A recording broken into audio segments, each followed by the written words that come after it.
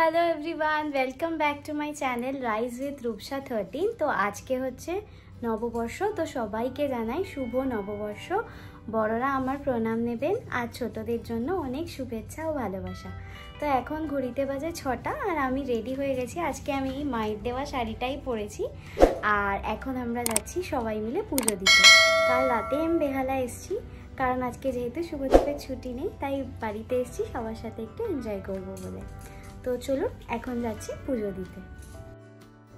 নববর্ষ উপলক্ষে বোনও শাড়ি পরেছিল আর মা পরেছিল হচ্ছে আমি শান্তিনিকেতন থেকে সোনাঝুরিহাট থেকে যে শাড়িটা মায়ের জন্য এনেছিলাম সেই শাড়িটা, আর আমিও এই মায়ের দেওয়া টিস্যুটা পরেছিলাম। আর এই ডুয়াল টোনের কালারের আমার এর আগে শাড়ি ছিল না, তো এটাই প্রথম। অবশ্যই জানাবেন কেমন লাগছিল। তো সেদিনকে রাস্তাঘাট একদমই ফাঁকা ছিল আর ভোরবেলা যেহেতু ছিল দারুণ লাগছিল। আমরা পৌঁছালাম লেক কালীবাড়ি। লম্বা লাইন ছিল, কারণ সবাই মায়ের দর্শন করবে বলেই এসছিল। আমরাও লাইনে দাঁড়িয়ে পড়লাম। দেখুন নববর্ষ উপলক্ষে কত হালখাতা আর লক্ষ্মী গণেশের মূর্তি বিক্রি হচ্ছিল।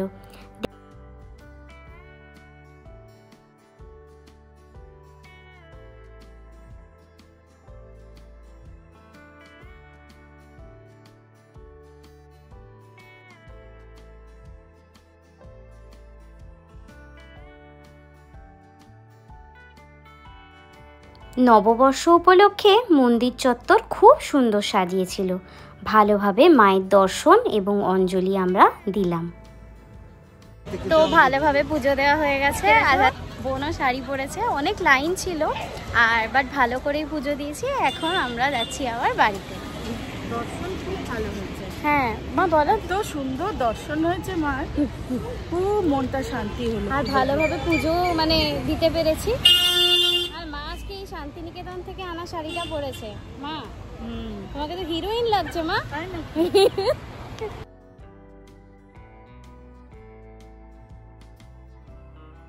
তো আমরা দাঁড়িয়েছি মহারাজে। মা এটা কোন জায়গাটাতে,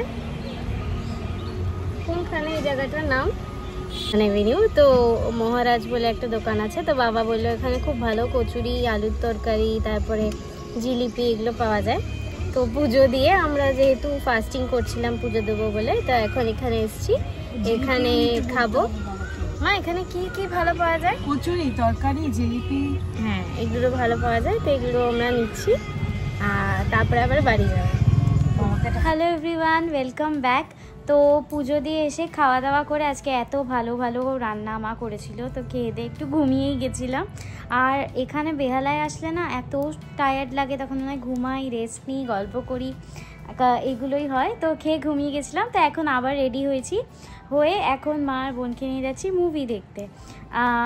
আপনাদের সাথেও শেয়ার করছি কোথায় যাচ্ছি, কি মুভি দেখছি, মুভি কেমন লাগলো সব কিছু আপনাদের সাথে শেয়ার করছি। এই দেখুন বোনের ড্রেস চেঞ্জ হয়ে গেছে। বোন কিন্তু আর শাড়ি পরেনি। বোন তুই কেন আবার শাড়ি পরলি না? বাবা ওই যেটুকু সময় পরেছি ওটুকুই না। এই ওয়েস্ট সাইড ওয়ালা টপটা আজকে পরেছে। বোন ভালো লাগছে তোকে দেখতে। আর এখন কি তুই এক্সাইটেড? তোর তো মুভি দেখতে যেতে ভালো লাগে না, তুই তো ঘুমিয়ে পড়িস। করতে ভালো লাগে, তুই তো ঘুমিয়ে পড়িস। চল।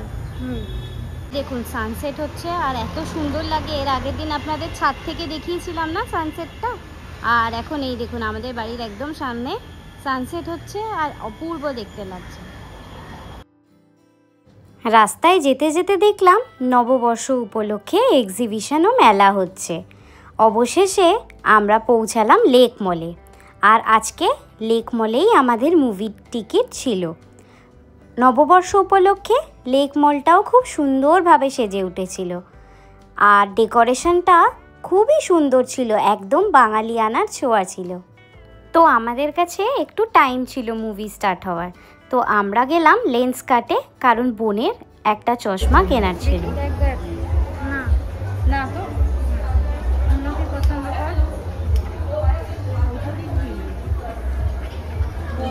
বড় তো নিশ্চয়ই শুট করবে না আমাকে। বড়ই শুট করবে, উপরে একদম এরকম দেখবো, এরকম টাইপের হোয়াইট ইলিশ আছে। দেখা একবার এদিকে, এটা খারাপ লাগছে না। এইটা কি দেখবি? হ্যাঁ এটা ভালো লাগছে, কিন্তু খুব সুন্দর লাগছে। এটা সবের সাথেই যাবে আর কি, যা করবি।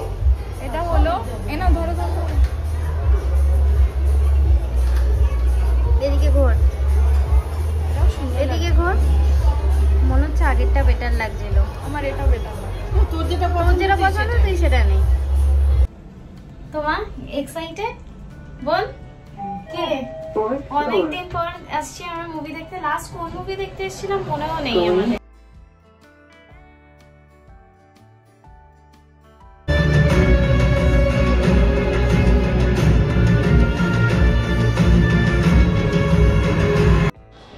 তো বোন আমাকে ট্রিট দিচ্ছে। বোন thank you for the treat. হ্যাঁ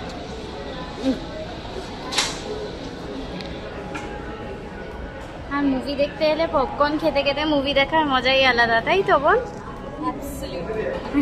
চিজ পপকর্ন। কি খাচ্ছিস তুই? Cheese popcorn. সেটা মজা হচ্ছে। Have you lost your mind?